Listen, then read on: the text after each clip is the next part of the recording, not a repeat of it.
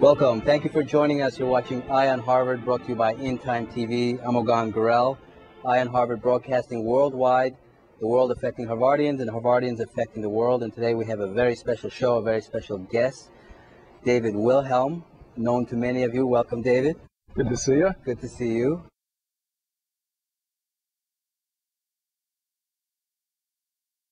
Rahm Emanuel, Representative Emanuel, and he said all this is good for the Democratic Party. All this, how should I say? The prolonged campaign, the prolonged and aggressive campaign. Well, I think it was good until about. Yeah. No, well, there's some. You usually can tell the Hillary supporter by saying, "This is great. Let's go all the way. Let's play this thing out forever." Whereas the Obama supporter generally will say, "We've got the lead. It's impossible for her to overtake it.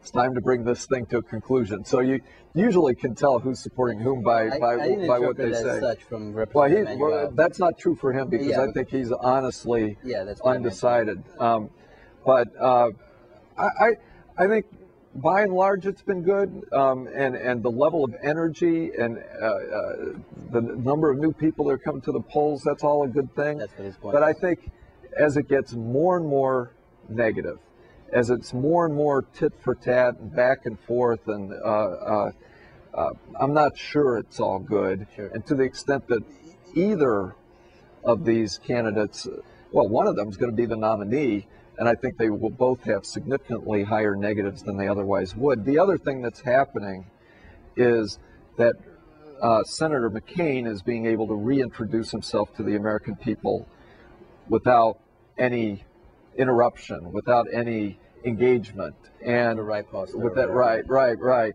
So I wish that weren't the case, and I also think he's being able to organize his campaign at some level of leisure, and it's time for us to start shifting focus to a general election.